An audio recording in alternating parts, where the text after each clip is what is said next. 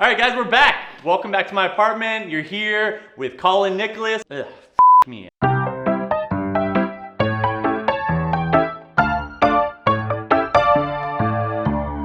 Okay, guys, we're back. We made it back. You're back with me. We're making uncommon cocktails together with common found household pantry ingredients. We're working with pineapples today. We got all over the walls. I got this fantastic shirt on from my friends at Party Shirt International. We're really ready to embrace this wonderful tiki-inspired, escapism-driven experience here. We are sharing a recipe that's very near and dear to my heart. It's a recipe that has followed me throughout my career over the last decade. First and foremost, we're gonna jump off here. We're gonna get right into our pineapples. We're gonna break this puppy down. And what we wanna do first, we don't want this thing getting all topsy-turvy on us. Get a nice sharp knife. You wanna work on a steady, we wanna work on a steady, solid surface. Just quite simply break off the bottom of the pineapple here. Take our top off. This thing isn't rolling around, super stable on the table. You wanna make sure no kids are running around here, your puppy's off in a safe spot. You don't wanna go too crazy with this, don't wanna go too fast. And we're just gonna rough chop this up. More than happy to leave a little bit of that husk on there. And we're gonna put it right into our vessel here. This, the core is relatively unusable, but there are still residual juices in here. These really wonderful sugars that we can still use. We're just gonna save everything we possibly can, limit the amount of waste, and really enhance the amount of flavor in our cocktail. I wanna talk about one other pineapple element to this recipe that is the hidden trade secret to my recipe: canned pineapples. Now, come on, Colin, right? Like, we got these fresh ingredients here. This is like the fresh ingredient focused guy. I know that some of you have them in your pantry. I know I have these in my pantry, and they're an incredibly useful tool. The best part about these pineapples is they do use certain preservatives in these products. These are gonna help elongate the shelf life of our syrup. Let's open this bad boy up. We're gonna get that air out of there. We are gonna go ahead and weigh out our spice qualities here. So we've picked 3 spices.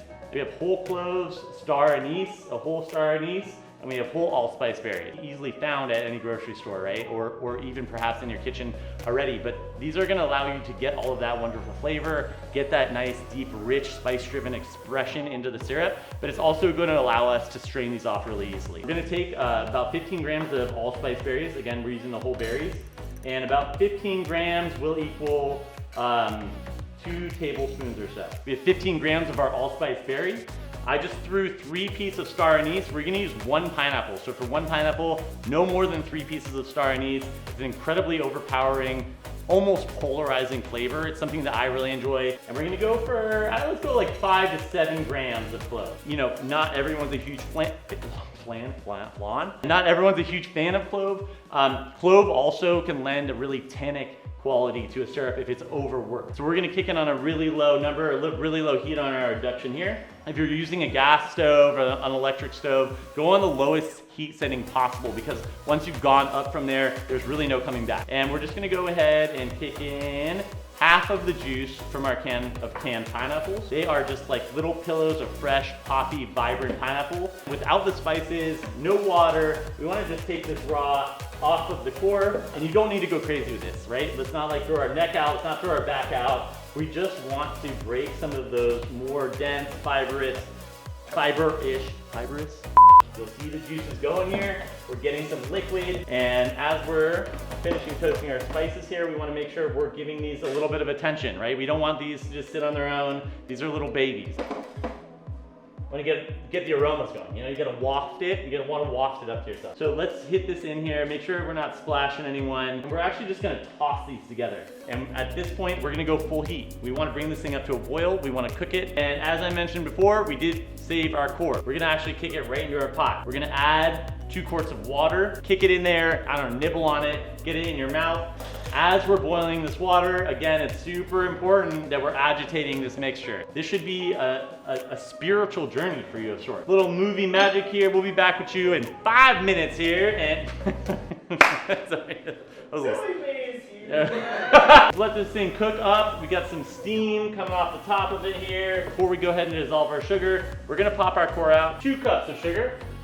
We have our white granulated sugar here. Some of those darker, more organic sugars have a tendency to kind of cover up some of that bright freshness of fruit and fresh driven ingredients. But we're just slowly dissolving this 2 cups of sugar into the mix.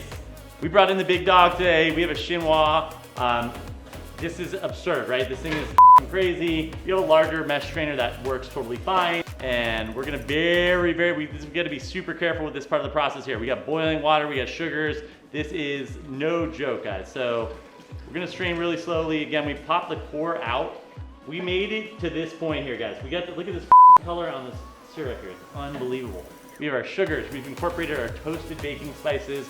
We have our canned pineapple. We have our fresh pineapple, which at this point is ready for bottling. And we're gonna really carefully just pour this into our bottle. Again, we're seeing all that steam come off the top. We have our syrup strained into our bottle. Let's make sure we get a nice tag, name, date on this thing. It's our spiced pineapple syrup.